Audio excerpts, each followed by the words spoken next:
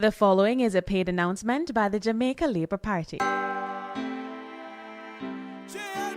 for Jamaica,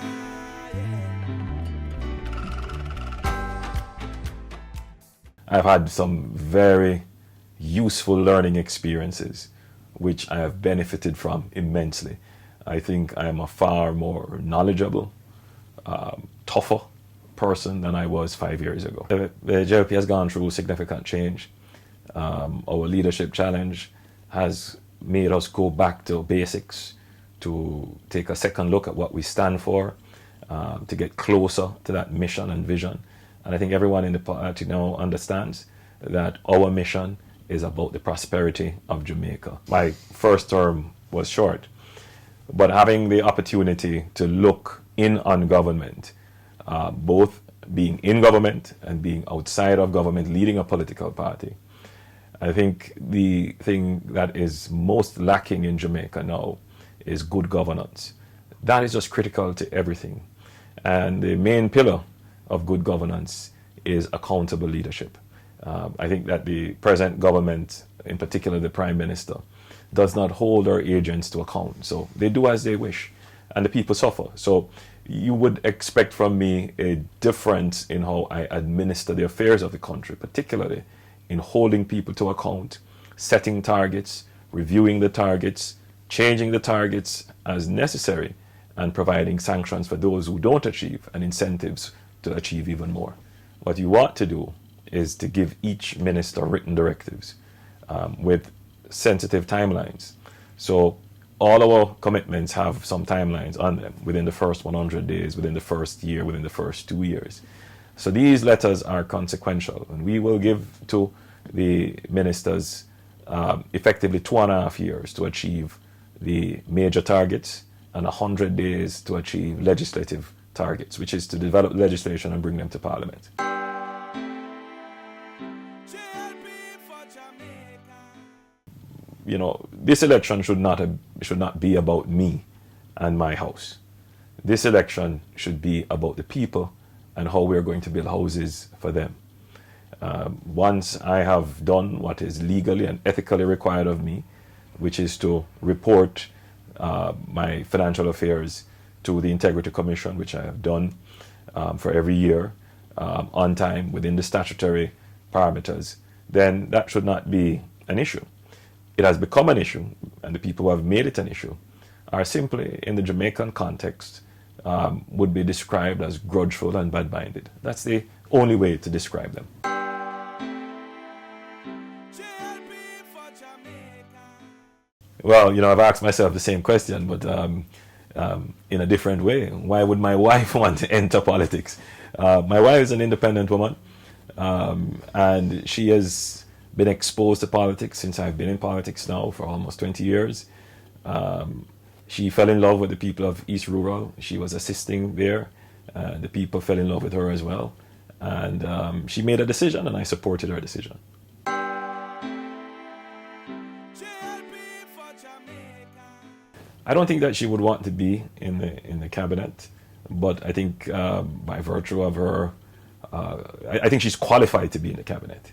But we understand that Jamaica also wants a first family, where there is someone who is looking out for, you would want to call it, the side of government that doesn't usually get the attention. JLP for Jamaica. Well, the first one is to create a Ministry of Economic Growth and Job Creation. That will pull in all the critical areas that can drive growth and create jobs. It is not an additional ministry. It will be an amalgam of areas from existing ministries. So that's priority number one. The second one is to improve infrastructure. And this time the infrastructure emphasis is on water. Water is a major problem in Jamaica, but that's part of our growth network. We call it the growth triangle, because there are 3 critical areas that water affects. So water is good in itself to generate growth, but it is also a critical variable in generating growth in agriculture and generating growth in housing. We have to resolve healthcare in Jamaica, and not just the access issue, but the quality issue. We have to get Jamaicans healthy so that they can be more productive. Lifestyle diseases are literally killing Jamaicans. Hypertension and diseases like that are really creating havoc on our population. Much of them, however, are preventable. Many of these diseases are preventable. So it really comes down to education and public information. And I think another critical thing is that we need to invest in health infrastructure, not just hospitals, but we need to build parks in our community so that people can get up in the mornings and walk. Children can play. So that's part of our general health plan. The other critical thing is education. And again, we will maintain the free tuition access to education. But the education system as it is has gaps. So between the early childhood system, the primary system, and the secondary system, there is a fairly seamless flow. So between 16 and 24, there is a huge gap of educational programs. And it is within that gap you also see this very high level of unemployment. So we have put in place the National Apprenticeship Program and the National Service Program, which will be freely accessible by all persons within that age group who are not employed and not in school. They can learn a skill, they can earn a stipend, and they can give back to the society.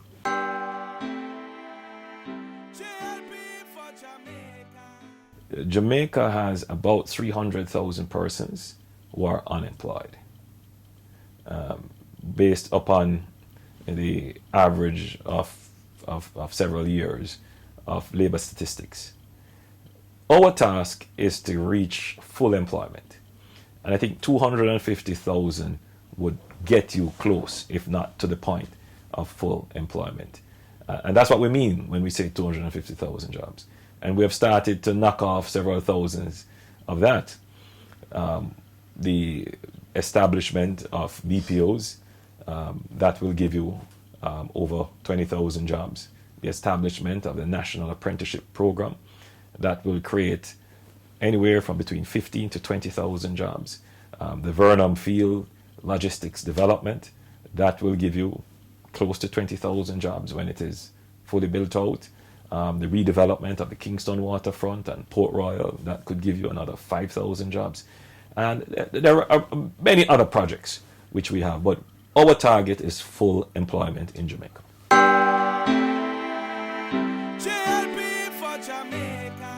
People don't just come and put their money into a project. People want to understand what is the value proposition. So my job as Prime Minister is to be the chief investment advocate, which is something that this present Prime Minister has not done. You have to be able to sit in front of an investor and say, here is the value proposition I'm making to you. I am proposing a value proposition in building a new city in Jamaica. And who would come to live in this new city? Where will the energy from the city, for that city, come from? And I'm not talking electricity now, but where will the social activities, the housing, the industries that will drive the suburbs around that city, how will that happen? We want to make Jamaica the center of the Caribbean. We want to make Jamaica the center of commerce, the center of trade, the center of lifestyle, the center of logistics, the center of technology. And we are proposing to do all this. Why? Because Jamaica has a recognizable name in the Caribbean. We're centrally located. All the trading routes pass either directly by us or in close proximity. And in addition to which, we have a diaspora of 1.5 million people living between Canada and North America who have an accumulated wealth valued by the World Bank at $42 billion. So we could start by getting them to consider Jamaica as the place where they should have their second homes, for example.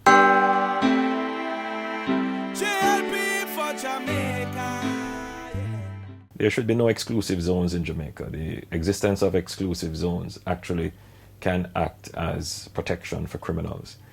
It is my mission to remove exclusivity.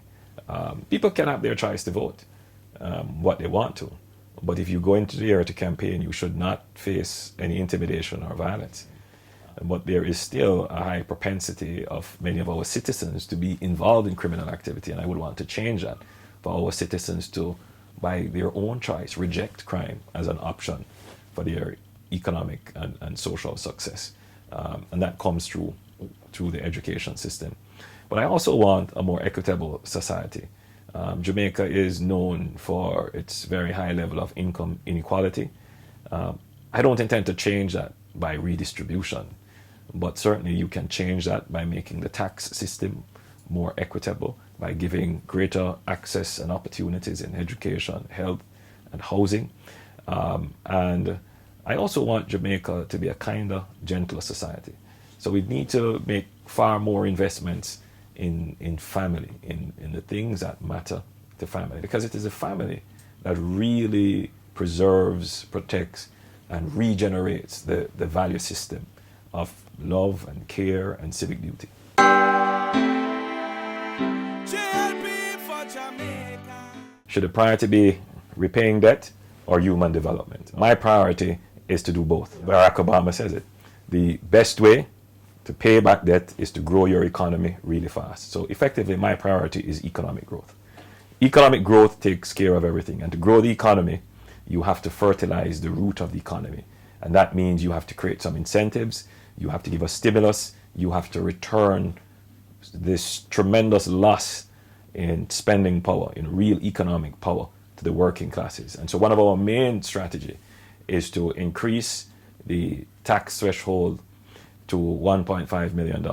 So anyone earning less than $1.5 million will get back up to $18,000 cash per month in their pockets. And they can use that to stimulate economic growth. And that's just one innovative way to drive economic growth.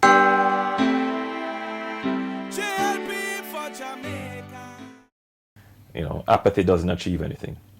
What apathy does is to keep things as they are. My great disappointment is that the apathy is also amongst those persons who have benefited from the state resources to be educated. They should have used their education to analyze, participate, make their voices heard about what's happening in their country. Instead of abdicating and withdrawing, that's the greatest travesty. Many of them feel that they're actually exercising their civic duty in protest not to participate. But what they're actually doing is sinking Jamaica by not participating. Many of them feel so proudly that I can't bother with politics, I won't get involved in politics. But the more they withdraw, the more the gap that they leave is filled by people who only have, patronage interests or interests that are not necessarily aligned to national development. That leaves a real opportunity for the politics of poverty to be played. In other words, it leaves an opportunity for people to buy votes, for example. Now, there are those who feel they don't need the state, they don't need politics to survive. They're doing well on their own.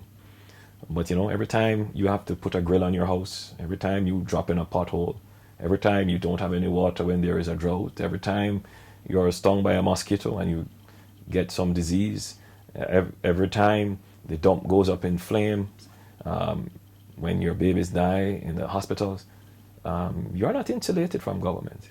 And you should take an opportunity. So I know that there are those who disbelieve. But I would say, take a chance again, one more time. So Jamaicans have to decide what kind of leader they want. Is it that you want comfort and sympathy? Or is it that you want your country to be properly run with agents who are accountable to the custodian of authority, and a government that is responsive to you and your needs, a government that will empower you, that is to put authority, power, independence in your hands for you to make your own decisions. The proceeding was a paid announcement by the Jamaica Labour Party.